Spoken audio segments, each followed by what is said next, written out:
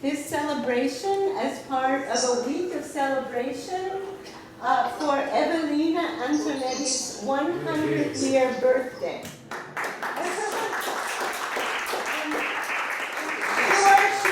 She needs no introduction, but it is fair to say that if it weren't for Evelina Antonetty, the bilingual school would not have existed. I would like to present to you Elba Cabrera, the younger sister of Evelina Antonetty. Evelina, as she said, went to PS 25 before it was a bilingual school. Elba, would you like to say a few words about what PS 25 was like when you went there? It didn't look like what it looks like now. When Evelina moved up to the Bronx, she was married, and she was the leader of the house, right? She was on everybody's leader. And she convinced my mother to move from El Barrio up to the Bronx, right around the corner from her. My mother was very afraid of moving because she says, I won't be able to handle the rent. And the rent was, for one bedroom, $27 a month. There was, who moved with my mom was me as a child, and Lillian, who was already in high school.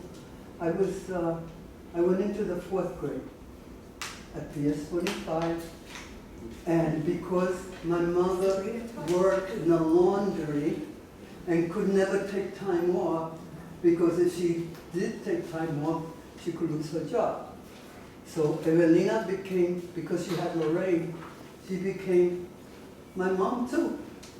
And she used to go to the school to fight for me or to talk to the teachers. And I would go, at lunchtime, I would go to eat lunch there. So I have very good memories of PS 25, I really do.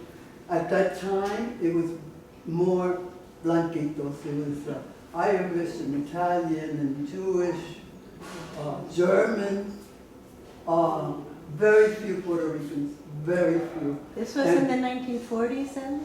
It was, we moved up to the Bronx in 1947. Yeah. Yeah, it was, and the whole neighborhood. In fact, for all of you that know Colin Powell, lived on Tinton Avenue, right? Yeah, yeah. And a lot of young people that were wonderful, wonderful people became someone, whatever the field was. But I remember at night when I was working for Evelina, and I know, you know, you guys got arrested a couple of times, didn't you? Because, you know, she used to leave me in the office, because I said, well, let me go with you. No, no, no. I need you in the office so that when they arrest us, you can call. And I did. And some of the people I had to call were corporate people. One worked for Carnegie, and I remember calling him and said, Mrs. Antonetty's been arrested. And he made calls and everything. But, you know, that's how it was.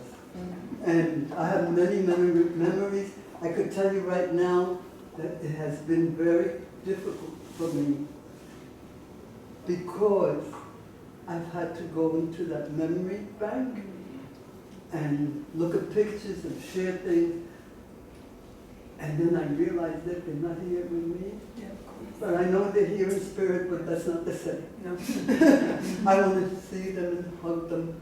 My mother, my aunt who brought us to New York. And if, I don't know if anyone here knows that Evelina left Puerto Rico. She saw me come out of my mother's womb, and then she left. So she left the same day I was born, September 10th. She left to go to San Juan to get on the boat, and then my aunt met her in New York. She lived with my aunt for 2 years before we came. And my aunt sent for my mom, me, and Lillian. She came because my aunt had fallen, and the funny thing is she had broken an arm, and they gave her some money. And that money she used for my mother to come to this country. So we have a long story. I hope you get to read Wali's essay on Evelina, because he has captured her and captured the whole story. So I have a few copies here of a biography. oh, make sure they get it then. Okay. It's a really, really, maybe you can get some more. They must have. Yeah. Anyway, I told Wali, this is Wali Edgecombe, who used to be the director here in the Performing Arts Center. I told him, you have to write the book. You have to write a book about Evelina. So let's see what he does. Thank you so much for coming, and thank you. I have very good memories of Thank PS25. I really Thank do.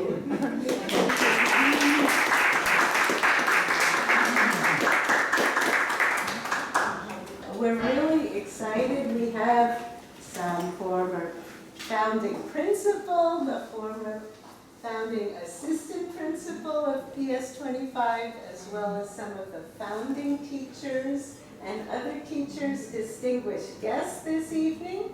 Antonio Nadal, right, from Brooklyn College? Yes.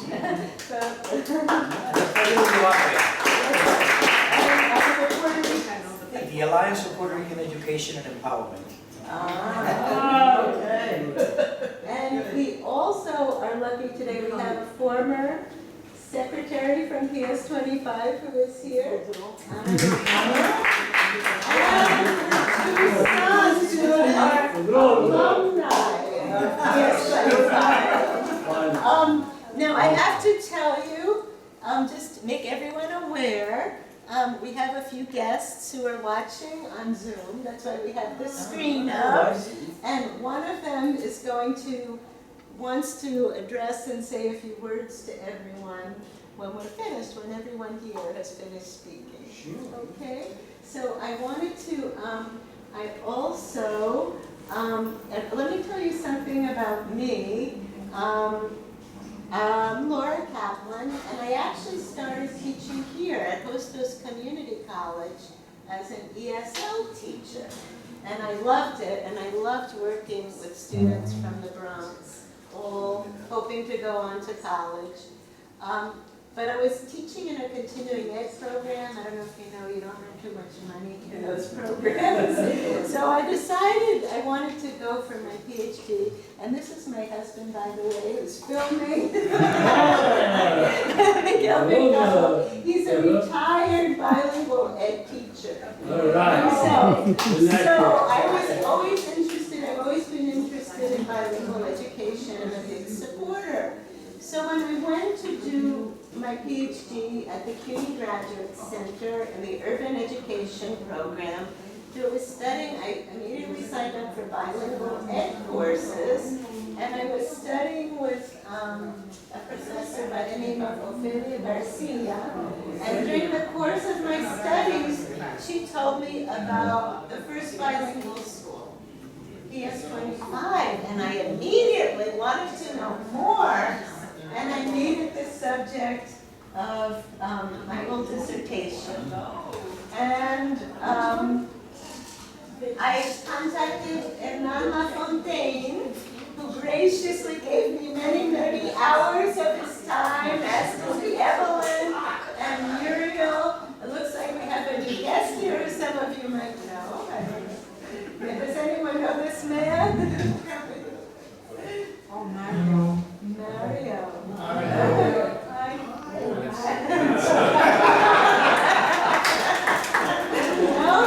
Welcome. I get started, but I don't wear out my face. So, so the first thing I started asking Hernan about the school, but I said, but wait a minute, how did this school get founded? Because there was no bilingual education in New York City. He said, I don't know, I have no idea. I got a call from Evelina Antonetty, and she asked me, do you want to be the principal? No, she said, you are going to be. You are. That's the way to do it. So the rest is history, and this started me on, I think I started my research in 2012, which was 10 years ago. So sort of a 10-year journey of really learning about PS25, how it was founded, how Evelina Antonetty mobilized the community. And by the way, I don't know if you know that the building was going to be demolished. And Evelina and parents from United Bronx parents sat in. Sat in the building and said, we want this to be a bilingual school. You're not going to tear it down. So the building was saved, and it's a beautiful architectural building. And then when she called her not in for an interview, they started asking me, would you like to be principal? I said, yes, I'm interested. And then some other people from United Bronx parents were there. And so all of a sudden it occurs to me, wow, this is going to be a daunting task. There's no model. There are no bilingual schools. So we turned steadily and said, well, what do you people have in mind? I said, we don't know. That's for you to decide. We just want bilingual education. We want bilingual education. And from there, Hernan took over and did a wonderful job, and the rest is history. So I wanted to give an opportunity, and by the way, different people brought pictures. Hernan has a slideshow on a computer in the back, but, and I know people have been intervening, no problem. I want to continue to do research on PS25, hopefully make it a book one day, which is, so if anyone with, I have a little pad there, if you could just write down your name and contact information, I will be getting in contact with you to hear about all of your memories. I'd appreciate that before you leave. I wondered if anyone wanted to say a few words about their memories of PS25. I don't know. We got 4 more rounds? Well, everyone would just say, okay, thank you. The fact is that the story you just mentioned right now about Evelina saying, well, it's up to you to, this afternoon, coming with Sonia Nieto that everybody I think knows, and my wife, Evelyn, both teachers at PS25, right? And we were talking, forever, a 2.5-hour trip to talk all the way. But in that, we did mention the fact that we had different experiences coming up to the moment of coming to PS25. And one of the things was that I had gone on a sabbatical because I had come from a hellhole, I say personally. I was the acting principal of IS 201 in the middle of Harlem. And that was at the time in the 60s when everything was black power, Puerto Rican power, red power, everything, and all over the place. And two of the most famous was Ocean Hill Ground Zoo, where she happened to come from, and then I at IS 201.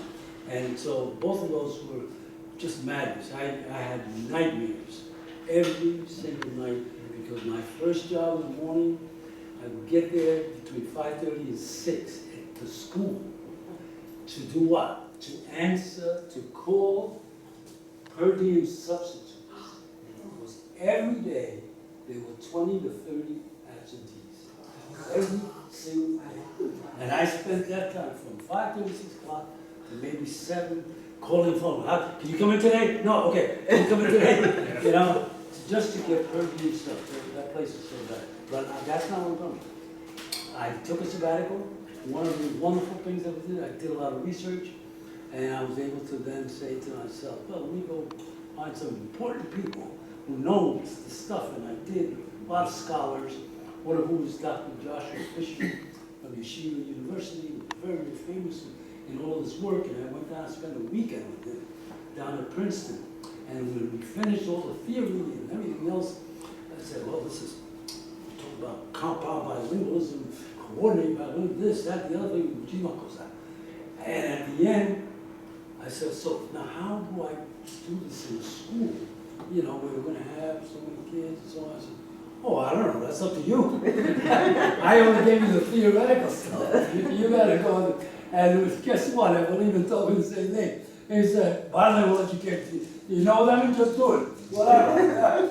And the fact is that I didn't really know too much, but I had the good luck of falling into a group of people, bringing me who was so incredible that to this day, I say to myself, I think saved my professional career, teaching. I could have quit the next day after the highest 201. It was so bad, I was so exhausted, I couldn't take it. I was having nightmares, really. And then I came to heaven. I mean, yes, yeah, you think it would bother me because the building was going to be torn down and gone? No, we'll deal with it, and so on. And that was the attitude that we all had, with a substantial help from a lady named Evelina Antonetty. And she had met me before because she had heard of me from 201. And she said, "You're ese tipo de loco que está." And I said, I'll do the best I can. And I had been already very active in the community, you know, same folks de la 110 in the barrio all my life, you know, and so on, so that we were able to get together a bunch of folks with the same kinds of ideas and so on, and we were able to move, and it wasn't easy, and it wasn't, you know, not everybody was actually certain of what we were doing, but we had, and this was mentioned today, my wife said, you know, the big thing was that we all had the same cause. We were all, not that we all perfectly agree with everybody here, but you could ask Richie Farr one thing, and he'd probably give you kind of same answer that Freebie was going to give you. Not to mention Sonia and Evelyn and a bunch of Muriel came up on the, before the school was organized, at a meeting of prayer, the Puerto Rican Education Association, that I had founded a long time before. And when I announced that, yes, it was going to be bilingual school, Muriel came up, and she said, you know what? You don't have much experience in elementary school. I said, yeah, I know. You got to hire me.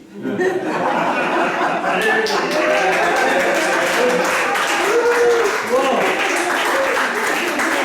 One of the smartest things I ever did. Because she took upon herself the curriculum, the whole program, educational program, and so on. And I was still messing around with, where am I going to get enough chairs for the classroom, including the school that was there moved to what is now PS 161, I think a couple of blocks up. And I was going around begging, you know, at the superintendent's district meeting, I said, anybody got any extra chairs? And you know what, sad to say, the reception was not that happy. Most of the people kind of, oh, screw it, tough you. You know, you have to do whatever you have to do. Because they, no bilingual life, no nothing. They weren't interested in that. And but somehow we managed to do it, and everybody that participated in that early process, people came from Brooklyn, from the Bronx, from everywhere. And we worked, and guess what? We even had money for training of the staff, 2 weeks, that was great, before school opened. And we had even training for parents, right?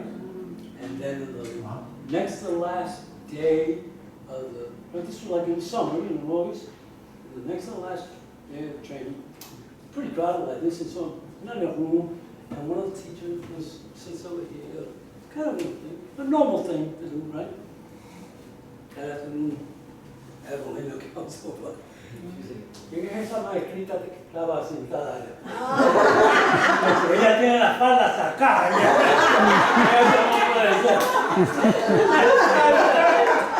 She was right, you know. No, how am I going to say?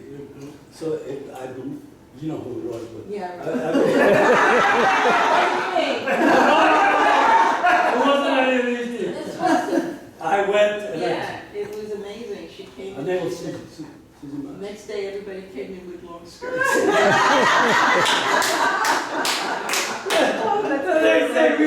She came in with a maxi skirt, you know. You think this is all right? She said, "Fuck, yeah, thank you, I love you."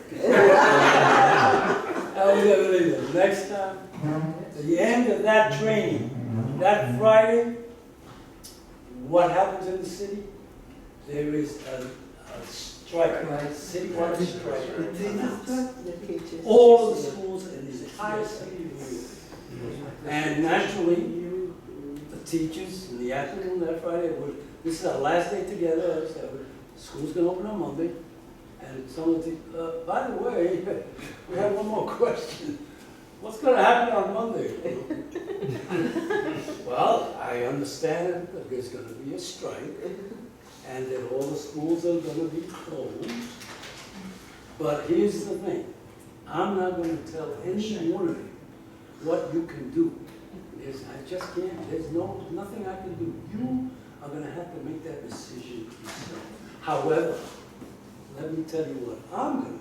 I can tell you what I'm gonna be here at 7:30 on Monday morning.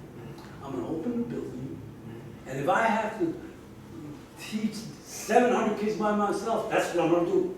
So the rest is up to you. And I still didn't know what they were gonna do. And we were all there. On Monday morning, every one of them came in. I was astounded.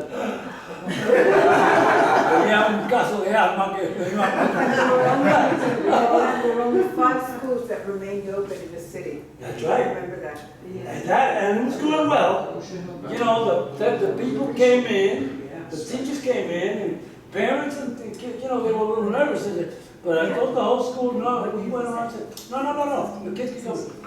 Guess what? As soon as the UFT found out about this, all of a sudden on the 3rd and 4th day, a bunch of teachers show up with picket signs outside of PS 27. But there weren't any of our teachers. There were teachers from other schools sent by the union. And so those teachers came and they were picketing and so on. I mean, and I went out of wait, you're not from school, what are you doing? He said, hey, leave us alone. You know, we're teachers, we're with the UFT, blah, blah, blah. I said, okay. Then I went and I said, what the hell, I called, guess who? Everybody out there. Oh, well. And I don't know what the hell's going on here. There are people picking us up. None of our teachers. He said, I thought you told me you were, yes, all of our teachers are inside, they're working, they're doing everything. But these people are from all schools. I can't tell them what they're going to tell me to go places, you know. He said, okay, no te apures. The next day, the next morning, the picketers came out, but so was Evelina with a few of her friends. Who came up to teachers and said, hey, what's your name? Well, what is it? Are you a teacher here? He says, no, well, get out of here. Well, you can't do it. I just did. Keep going, otherwise, one by one, the whole group disappeared, and then come back. And then one final little bit. That happened, and I said, oh, God, thank you, Evelina. Oh, my God. I know it. But they were, picketers went, the union was ticked off with me and so on, but, you know, that was another story. Following week, now we're in our 2nd week of the strike. Everything was really bad and so on. One night, one day, one morning, we come in, and the school is closed. How could the school be closed? They said, yeah, the gates are not open, so where's the custodian? He said, and so I managed, you know, I said, hey, John, I finally get to talk to him. I said, what the hell's going on? Everybody's got to come. The teachers and the staff has to get in. The kids have to get in. They said, what is it? Well, no, because, you know, the strike. He says, that's a teacher strike. They have nothing to do with your custodian. He said, well, we're not on strike, but we're sort of like sympathy thing. It's simply my foot. Like, you know, I want that building open right now. I said, no, I can't do it. I said, hey, I'm the principal. I'm telling you to open the school. And you're not going to open it? They said, well, no, you know, I can't. I said, okay, please. And I'm rolling on. Who do I find? Richard Vaughn, Free Rivera, right? Couple of guys. And I said, man, I can't. give me a lift here. Go Tilton Avenue, the fence, which is locked and everything. I said, I gotta get this building. I don't. They give me a boost over the fence. While I'm doing that, a police car says, come on!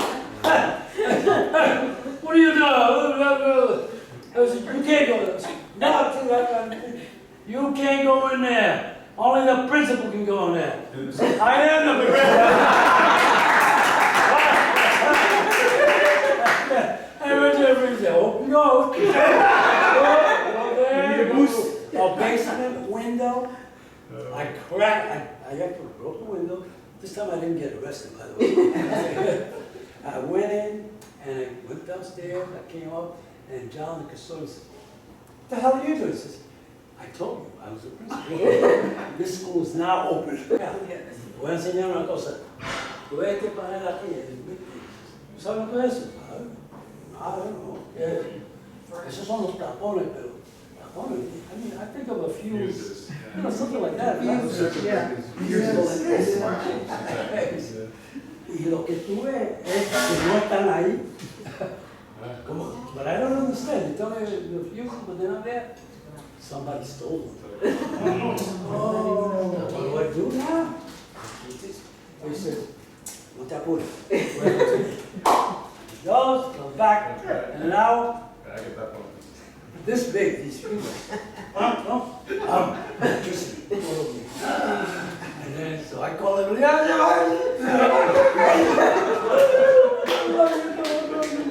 casi llorando. And, okay. They said, well, listen, ahora, ten cuidado. He tells me, que esa gente son, I said, no, no te apures. At the end of the day, I gotta go home. And it turns out that I have to go to Ford Foundation. To Fordham. Was it in the doctorate? And we had a session where people were going through. So I said, I got to be ready for tonight. And I said, Muriel, we have to do something. We can't allow that. And already we had people sleeping overnight in the school. Overnight. I mean, we ourselves staying just so that nobody could crash in and precisely, you know? But this time I said, Muriel, I can't be there this week. Can you take it? So she took one fuse like, you know that? And I took the other fuse like that and I put it in the bag that I had. I go to Fordham. And Fordham, the professor, it's a practicum, these are all professional experience, you know, everybody. All 20 of us who are really knowing everything. I got it. And they are each giving everybody's in the internship, right? And so they give a quick little 5-minute thing about, you know, what they're learning as an intern principal someplace, let's go with them. And when it comes to me, I said, oh, you know, I've been having a tough time, so, but wait a minute, does anybody know what this is here? And I take out the bag, and I take out this thing. I said, what the hell are you talking about? I go, this is a fuse. This was stolen from my school. And when it was stolen, no light. So what do I do with 400 or 500 kids? And so on. And there again was, she just took on like, it was automatic. Oh yeah, we always take the fuses home. What's the big deal, you know what I mean? And I couldn't even tell you more, but that I'm going on too long as I usually do. I want to tell you that I did go from a very difficult situation to a heavenly situation because many of the people in this room right here unstintedly worked overtime. Anything they had to do, they did it, you know, that for the purpose of the kids. And in fact, not that these guys, you can't believe how you affect me. When he tells me that I gave him that little pin, can you show them the pin that I gave him? Look at that. That's a 6th grade medal.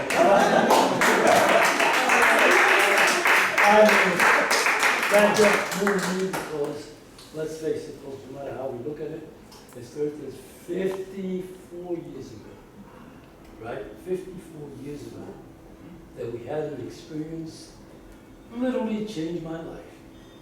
And All of us, all of I us. owe it to everybody, not just Evelina, although she was right in there at the beginning, I'm with it, but all these folks right here. I'm not going to stop naming everybody. In fact, I even married one.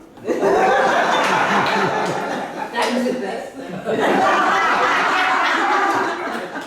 And I'm not going to say anymore, but the job that Laura has done is absolutely incredible, because it really was able to bring together so many more things than anybody can tell you in 15 minutes or 20.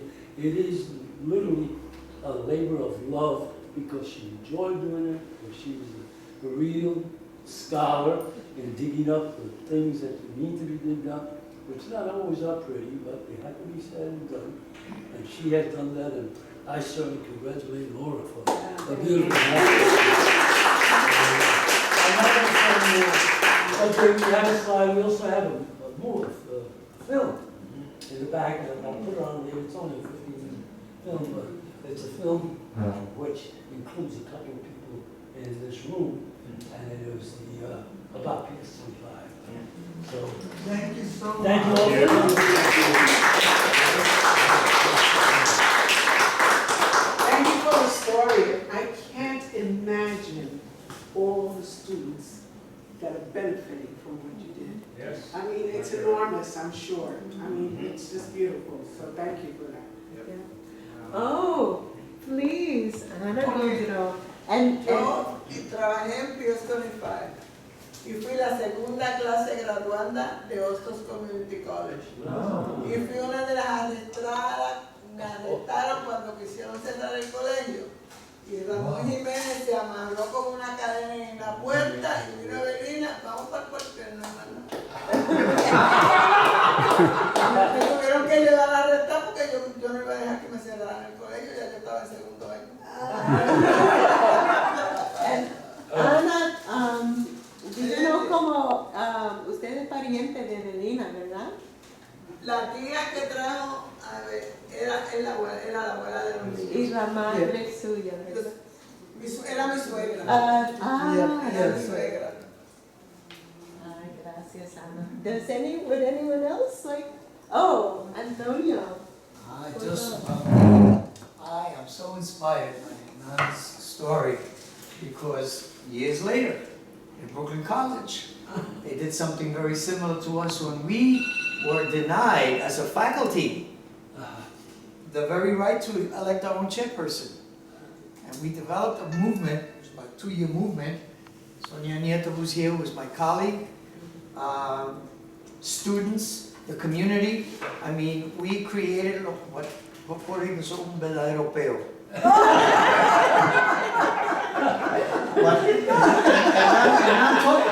Talked about keeping that school open and punching the police and the teachers.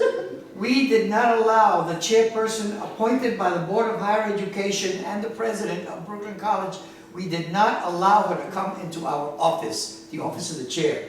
Our candidate was Maria Sanchez, and we had a slogan that we use all the time, and that was Sanchez sí, Lugo no. Sanchez sí, Lugo no. And we got arrested, as you know. 44 of us. 3 faculty members, Sonia was one of them, I was one of them, and the late Herminio Arias, a wonderful person who also, Started at PS 25. Herminio, playwright, poet. Herminio and I went from the frying pan into the fire. Yeah. PS 25 to Brooklyn College. It was just an incredible period of time. Somebody mentioned 1968. I was a high school teacher before I came to Brooklyn College. Actually, I worked in Kingsborough, where we had a bilingual, the Institute of Bilingual Studies. I had come from Kingsborough to Brooklyn College. But before that, I taught in high school, and my very first day, the UFT and Albert Shanker closed a strike over Ocean Hill, Brownsville. It was not about money, it was not about... I went from the fire to the fire to the fire. So what I hear now is so inspirational, because I'm saying, there's something about our community that said, we're not going to take this, you know? I mean, it takes that type. And I saw that, by the way, there was a demonstration yesterday in Brooklyn College because we were denied by the president a fifth tenure bearing senior line. They offered us what they call a lecturer's line, and we refused it. This happened just a week and a half ago. Wow. We had a demonstration yesterday, the first after like 2 years because of the pandemic. And we had about 100 people there. We had faculty, we had white students. We have a fabulous leadership of the oldest student organization in CUNY is the Puerto Rican Alliance. And that generation now came in, these young kids, and they spoke yesterday. He said, me pararon los pelos. Frank, and they kept the struggle and said, we will not give up, we're going to fight. And they actually developed a turn on an old slogan, Black, Latin, Asian, white, all the people must unite. And they turned it around yesterday, this was yesterday. Black, Latin, Asian, white, or PRLS, we will fight. All right. This was yesterday, so la lucha continua.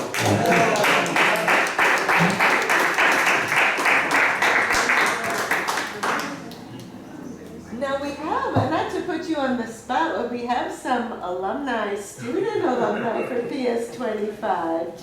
Would either of you like to tell about any of your good memories? A quick story. I mean, PS 25 was Come over really. here so I can see you. I'm I'm Miss Vicky Alba. Yeah, we used to get DTL. I lived with her mostly when I went to high school. Oh, wait a Co-op minute, City. that when you were 4 years Oh, old. that too. You have to tell them that story. Yeah, I was 4 years old living in Puerto Rico, and my parents wanted me to go to a bilingual school in Puerto Rico, but I needed to speak English, and I spoke no English. I spoke only Spanish. I was like, you need to take a crash course. And so at the age of 4, I came to visit my aunt who lived in Gun Hill Road in the Bronx for 6 weeks to take a crash course in English. And in Never those, spoke a word of English English. for 6 weeks. Exactly. And then, I went home and and I passed my test. you got, I did. Absolutely. and you also got chicken pox for it. I did. I absolutely did as well. But I mean, one of the really strong memories of PS25 was it was just so clear. It was such a special place, and the relationship between the faculty and the teachers and the students, and everyone cared in a way that, I didn't know any different. And it just seemed like, oh, what's so scary about elementary school? This is wonderful. This is terrific. And we arrived in New York City in May of '69, and I started at PS25 September of '69. Coming from Puerto Rico, 4th, 5th, 6th grade. And so this intergenerational, this language, this immersion was just an incredible experience. And so the problem with that is that I assumed that was the way it was everywhere. And I didn't realize that was the exception. And so everywhere I went from there, I continued to be the standard. And I go, wait a minute, why isn't it like this here? And I went to interesting places. We went to the UN school after that, which is fairly international, fairly diverse, but even there it wasn't the same level of attention. And so it really set a model that was very different in terms of setting, really high expectations. And what's fascinating to me is literally yesterday I was in a conference call. I serve on a couple of nonprofit boards where we're doing some really interesting work around the world and helping to fight poverty in other areas and it's a fairly large fund that we're involved with, and I'm always the one kind of championing the language now. Back then it was kind of bilingual education, et cetera, and really being respectful of heritage and authenticity. Now the term of art is diversity, equity, and inclusion, and trying to understand the dynamics of what that brings to the table. But the diversity, equity, and inclusion, as we talk about that, it always comes back to not talking about why it's the right thing to do, but really why it's the smart thing to do in terms of enabling everyone to bring their best skills and their best selves to the things that they do. And so it's been really fascinating in those conversations, talking about experiences as early as the times at PS25 and the value of recognizing and valuing diversity, and how bringing that heterogeneity really is not just a sensible thing to do, but if we truly look to make progress going forward, that's really the model that really sets a standard for how to go about doing that going forward. And for me, it's just the way that it was baked in based on the things that were taught and the personal experience of what life was like in 4th, 5th, and 6th grade at PS25. So, gracias. Thank you.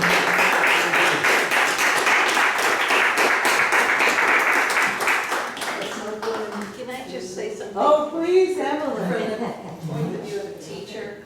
And, you know, we were young, and so we had so much fervor, and we had so much desire to make a change in the world. And this was the opportunity that we had. And we cherished it.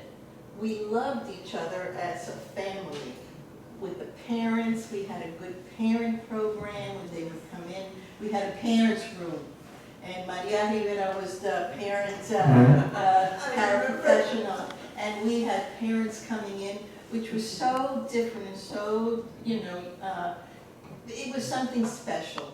And then the staff, we connected in terms of, we had no materials, no books, but we made do. We said we're gonna make the curriculum, we're gonna write the curriculum, we're gonna get the books that we need, and we did it. And we did it with a lot of, you know, a lot of enthusiasm, a lot of idealism, and it was just a very, very special time in terms of the professional camaraderie that we had in that school. I mean, I look at these people that are here, and I look at these guys, and I look at Sonia, and I look at Muriel, and I say, this was just a special, special time that we had together. Very, very valuable. And you're an example of that, the fact that you cherished the time that you had with us, and it was mutual. It was mutual.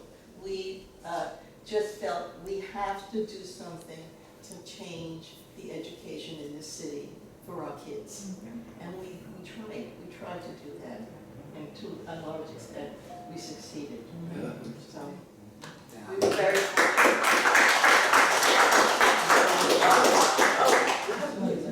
Muriel, I hardly say it, but as he knows and everybody knows how, even though I don't say anything, how strong within me I am.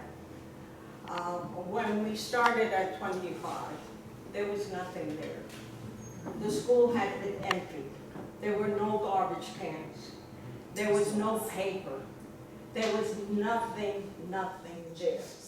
Teachers came in, and we were with the teachers, and they accepted this. They brought in whatever they could as paper, as garbage cans, fixing their rooms, however they felt they should fix the rooms. It was their room. We allowed, well, we didn't care.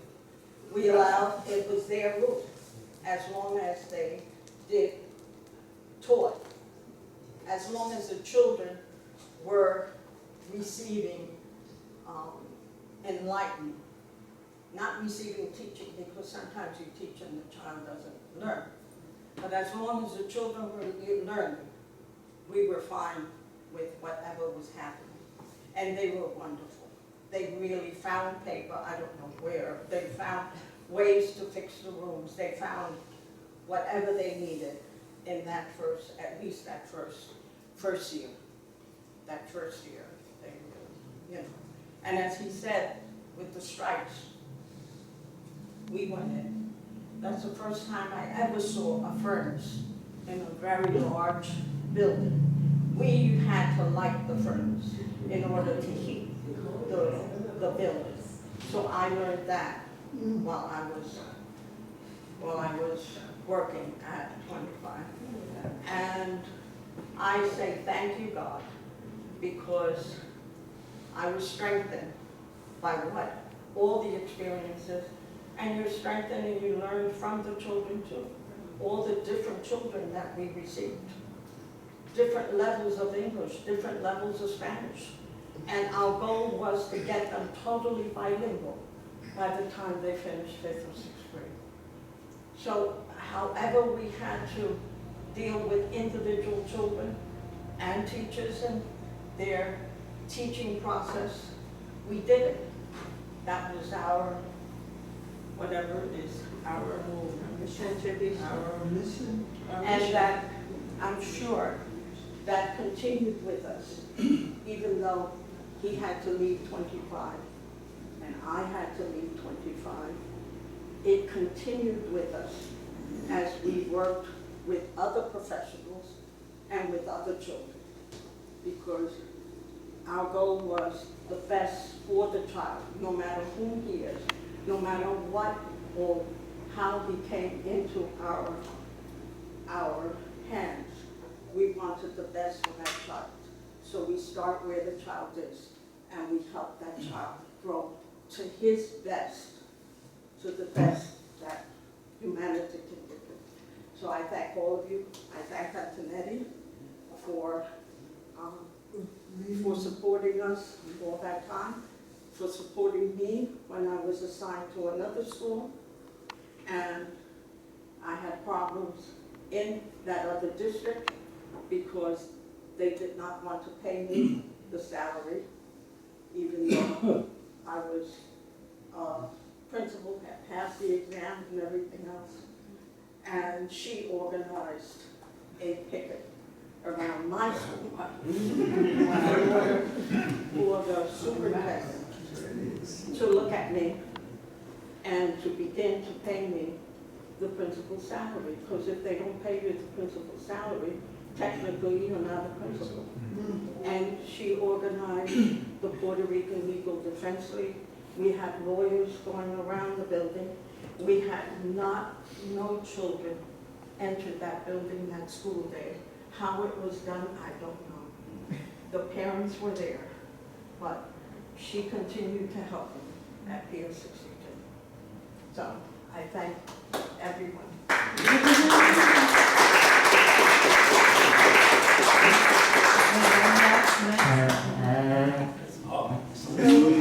I was telling the story before when we were coming from Connecticut, that I was telling Evelyn and that I have decided to leave teaching. So like in that, I was burned out. It was my second year of teaching, and I was in Ocean Hill-Brownsville, and it was crazy. And so, you know, I agreed with the goals, but there was so much division, there was so much contention all the time, and I said, okay, I'm going to leave teaching. Y alguien, mi esposo, decía, pero Sonita, seguro que te quiere ir. You know, I love teaching. But yeah, I said, I'm going to leave. And I did. And then in the summer, they called me and said, a new school is starting, a bilingual school. Are you interested? Well, you know, the way that we used to be assigned is if you were assigned, you didn't get a choice. You didn't go for an interview. There was no such thing. You were assigned to a school. So this was the first time that you know, they reached out to, there were so few of us, Puerto Ricans and Spanish speakers. And bilingual. And yeah, who were bilingual, right, because that was the other thing. But in fact, in my other school, in Ocean Hill-Brownsville, I was the only Puerto Rican. And they said, what, where are you from? You're from Spain? My husband is from Spain. I am not. I'm Puerto Rican, 100%. You know, this is when people say, are you sure about that? Yeah, I'm pretty sure. Pretty sure. Anyway, so I had decided to leave because I was really unhappy. And I had wanted to be a teacher since I was 10 years old. And so I was just, you know, so disappointed. And then I got this call. And they said, there's a new school opening up in the Bronx. Can you come in for an interview? I don't know if Evelina called me. I don't remember who called me. Oh, yeah, I remember it. No, you didn't. I think maybe it was the Board of Ed. I think it was the Board of Ed. Yeah. And so I went to the interview. And I always say that Evelina saw something in me that I didn't see in myself. Because I had this interview. It was, you know, he was very kind, very nice. He said, I have 2 questions. What do you think about bilingual education? I don't know. You know, I never went to a bilingual school, and I turned out okay.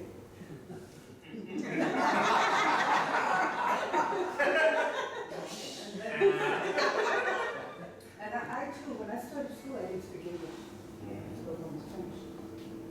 And so, of course, it was that, you know, it's the way that we were raised. that, you know, that's how you think. Then the next question was, well, what about parent involvement? I said, I don't know, my parents were never involved.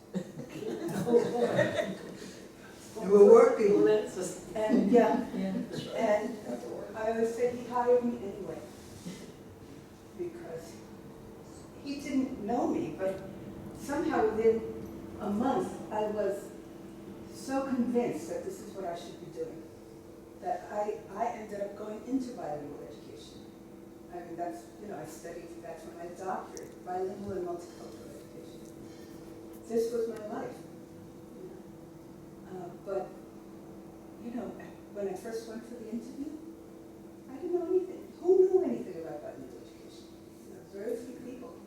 And, you know, it's like Evelina must have known that it was okay, but she didn't have an idea of how to do it either. You know, none of us did. We had books from Spain and from Mexico. And yeah, you know, books that had nothing to do with the lives of our kids. So it was a wonderful, incredible, growing experience. You know, and I'm forever grateful for it because I became the person who I am because of my time at PS25, the bilingual school. So transformative.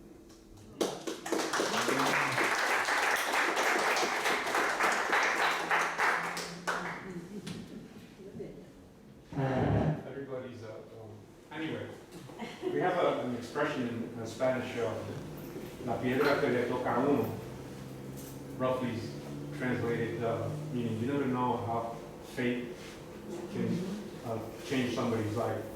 I had graduated City College in architecture, and I had already been working a whole year of doing that. And but at the time, I was going out with a girl who happened to be a kindergarten teacher. And she's saying, you know, the New York City's experiencing, there was a teacher shortage at that time. And so she said, because I was telling her the ups and downs working in an architect's office. And she said, well, why don't you try teaching? And I said, after I studied all this time, you know, architecture, you know, to suddenly just change careers like that. And she said, well, listen, why don't you try it for a year? And if not, you can always go back if it doesn't work out for you. So the city was putting out a program. They I resigned my position in the architect's office. And I took a chance. The program preparing teachers was taking a crash over the summer because I resigned in June, and I had to take 13 credits in education, getting me at least ready, which at that time they had was called a conditional substitute license. So at the end of that, in August, I was doing, part of the program you had to do some student teaching. And District 7 at the time had summer school. And they put me in one of the schools to do my student teaching. So I was working with a teacher in the program. Okay, while I was there was one day when 2 students had just arrived. Didn't know a word of English. It was actually a brother and sister, and had just come from the Dominican Republic. So we're accommodating him into the classroom, and suddenly the teacher comes over to me because she heard me speaking Spanish, and she said, "Listen, you told them that they were in the U.S. now. They don't speak Spanish. It's got to be English." So that hit me. It hit me hard. And I called up in La Fontaine. And then I just told him roughly that I was getting, you know, going to be starting as a new teacher in September. And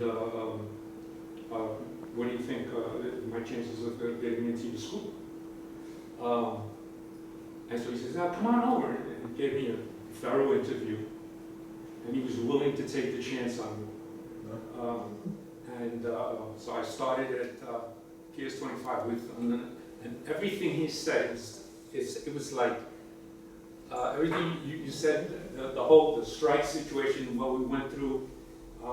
But I really have to admire we were just it was like a family of teachers and staff working at PS25. And I never went back to architecture. So I retired in 2003 after 32 years in education.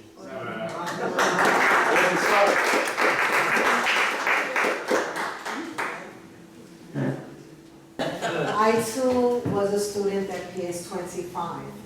Unfortunately, it was pre-Evelina, so it was in the early 60s, and my parents were called to school.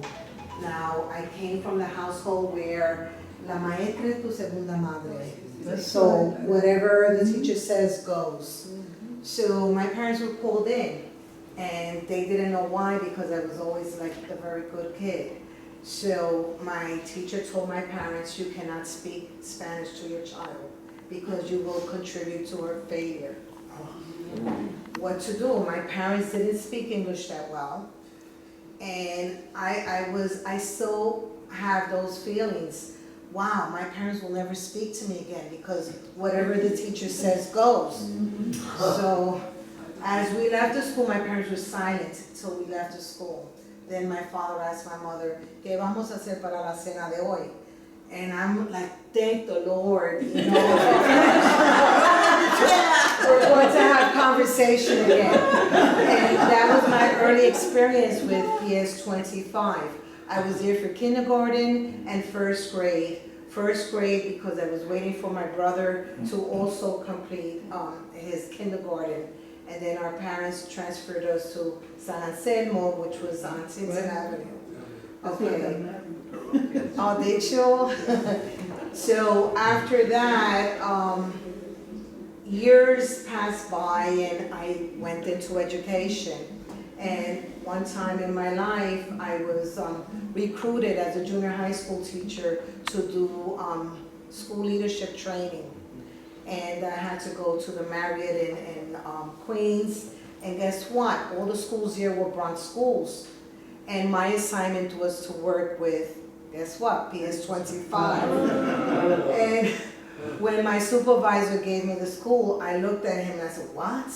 And he says, is there a problem? And I said, well, I have history with that school. And he says, should I give you another one? I said, no, I will face my problem. So at that time, Miriam was the principal there. And before I did the training, I said, I'm here to do the training. However, I'd like to share with you a personal story. And I told them my story. Now I see a Latina principal, and there's parent engagement there, there's school staff, there's, you know, all kinds of people at this table. And I'm like in awe. And when I shared my story, they were, oh my God, everything has changed. You must come and visit. You must, you know, things are different. So we developed a relationship, the school and I. I was invited to go as a consultant to give training to the staff. And my whole mindset changed of the school. And if that's not it, after Miriam left, I had a different position. I actually worked, directed a school that I put together with John Acampore. I know many of you, you know, remember him as well. And it was a school for parents of immigrant families. It was called the Welcome Center. And you know, within that capacity, I was able to do a lot of things where I met with bilingual schools. I was also working with NAISABE, the parent component as well. And then I was working with learning leaders. And guess what? I was given the job of working with Bronx schools. Once again, I went to PS25 under a different leadership. I think her name was Toledo, right?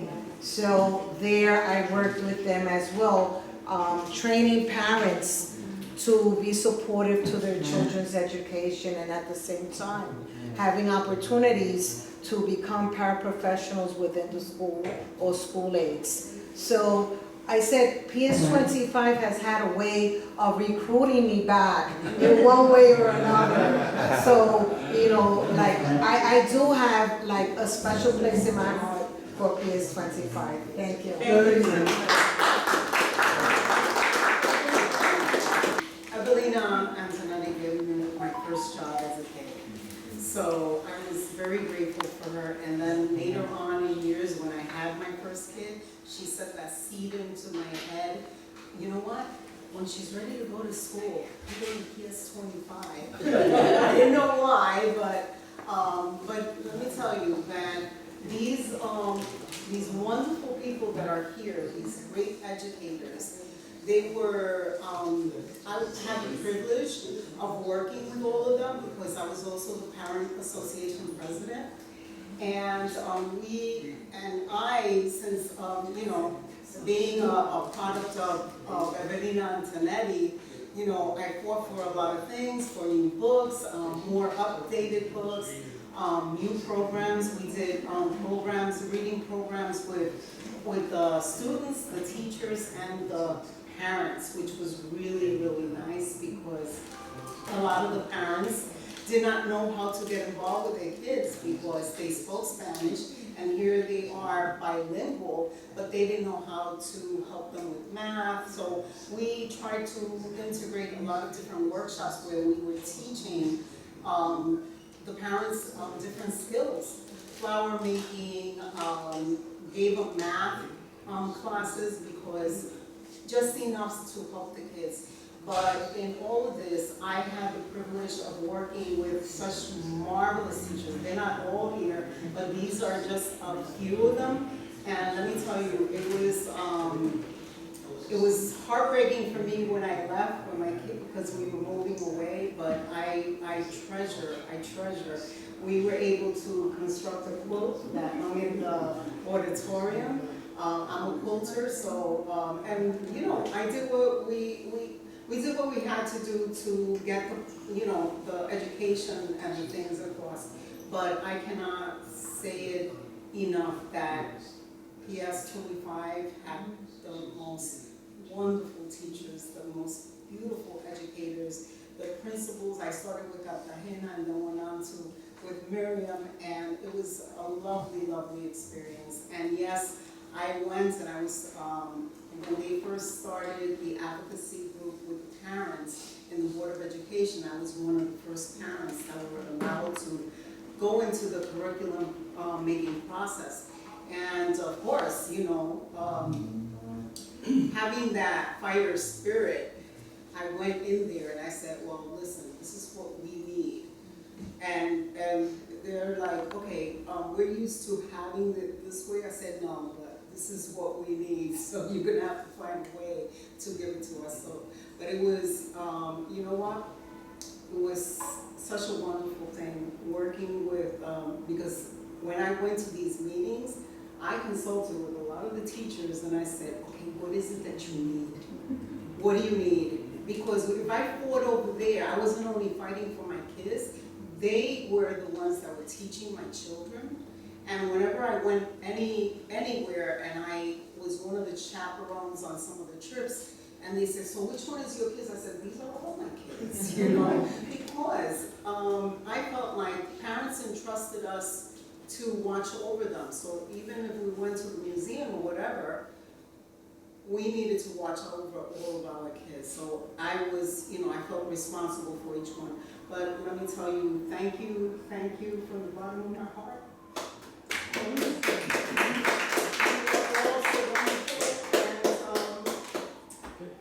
Your work was not in vain, and I know it wasn't easy because you didn't have, not always, and it got better with time, but I know that you didn't always have it easy. You didn't always have it, you know, and then there was these few students that, you know, they were running for the money. So, I know, but thank you, and I just, you know, and to be honest with you, it's like, since I was a kid, it's like growing until this very day. We don't realize the impact that Evelina Antonetty had in my life. From that first job that she gave me as a kid, I was so grateful because I had neighbors. And Enrique and I were, friends as kids, and he introduced me to his Stevie, Evelina. And I couldn't wait to turn 14 so I can get my workers permit so that I could work. And it was, I'm telling you, it was wonderful. So thank you. And oh my gosh, it's so wonderful seeing all of you. Yes, 25, sir. I want to say good evening to the fellow alumni, friends, teachers.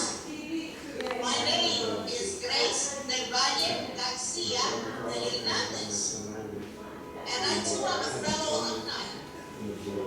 Indulge me of your very active imaginations, and let us take a trip back in time. Let us go in a time capsule, go into the late 60s through the 70s. My personal time capsule begins in 1964, back when there were race riots in Harlem, and two recent arrivals, George and Pandramina, had a baby girl. In their quest to move up and eventually achieve the American dream, they moved in 1968 to a tenement building between Tinton and Wales, within 1 block of the local elementary school, PS 25. Any closer, they would have been living inside the school. That very same year, Sonia Nieto became a teacher of English at the Spanish American Institute, a post she held for 1 short year. In 1969, Apollo 11 also landed on the moon. 1969, I was enrolled in kindergarten. My dad had a 3rd grade education. He knew he wanted more from me. He was great, but he was forced out of school. And he taught himself to read an English newspaper. He always had one at the table, and he also had one in our library, the bathroom. He spoke to me in English, and my mom in Spanish. I went with my mom to a Spanish church. It felt like every day. But at home, when my dad was there, it was English. Their attempts to give me the benefit of a bilingual education. It was in part the new program at PS 25 that made my dad move to our location, which, like I said before, any closer we would have been inside the school. We were literally the closest. Oh no, not that not really. There was one building closer, and it belonged to a family member. So, in any case, now let's go a little forward to 1970.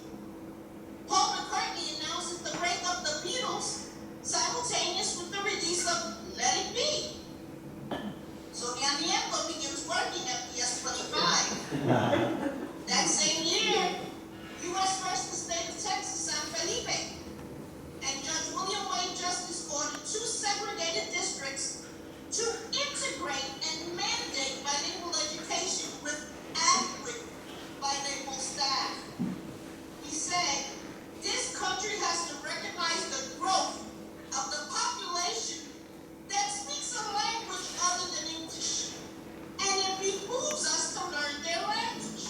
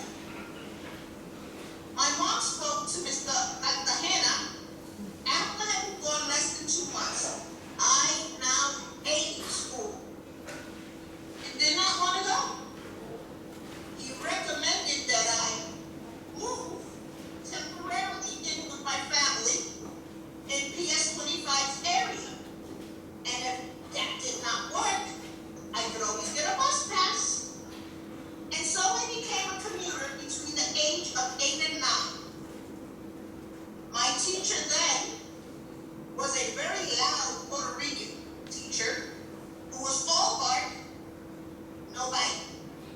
He loved us dearly, but boy could he shout. His name was Mr. Rosa. And we loved him dearly. Next year, 1973, yay! George Foreman wins World Heavyweight Championship against Joe Frazier in a technical knockout. At PS 25 begins the For a Day campaign. 6th grade voted for a student principal. 5th was assistant principal. 4th was the secretary. And I joined Leticia Torres' class. I knew her from the museum and other joint trips that she, Mr. Rosa, and other teachers did. Trips that showed me a world I did not know existed.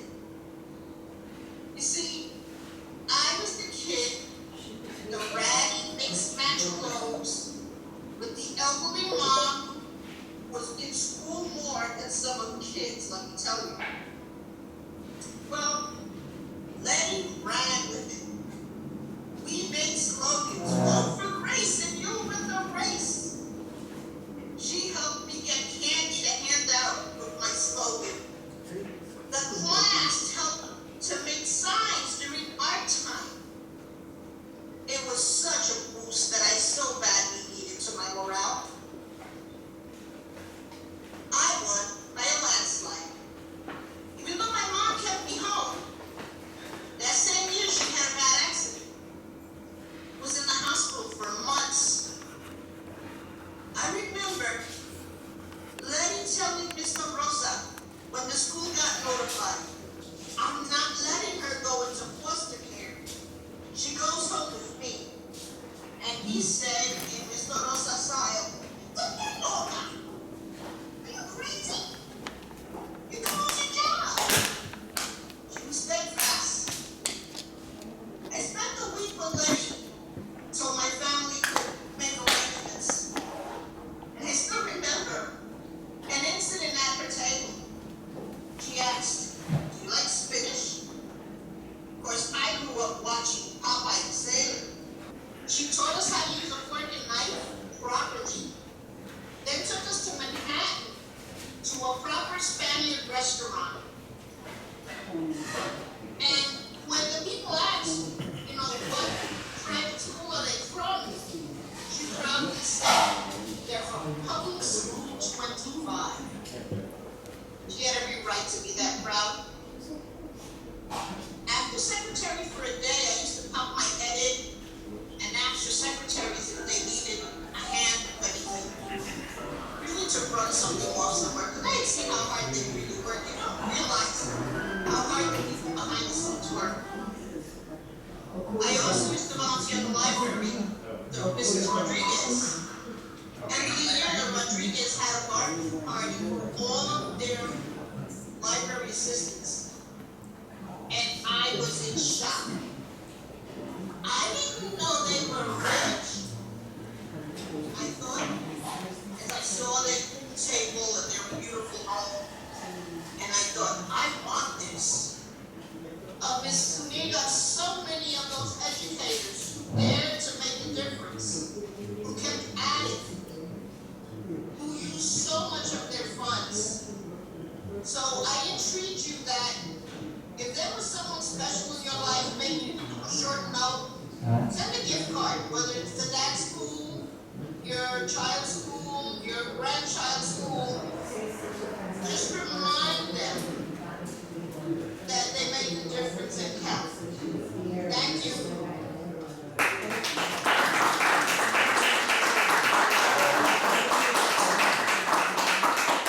I don't know if everybody caught it, and Grace is being modest, but I've spoken to her, and she said that her teacher at PS 25 literally saved her life. And the whole school shaped her so much, she's going to be starting a scholarship fund at PS 25 in the name of Leticia Torres and Luis Cartagena. So, thank you, Grace, for your wonderful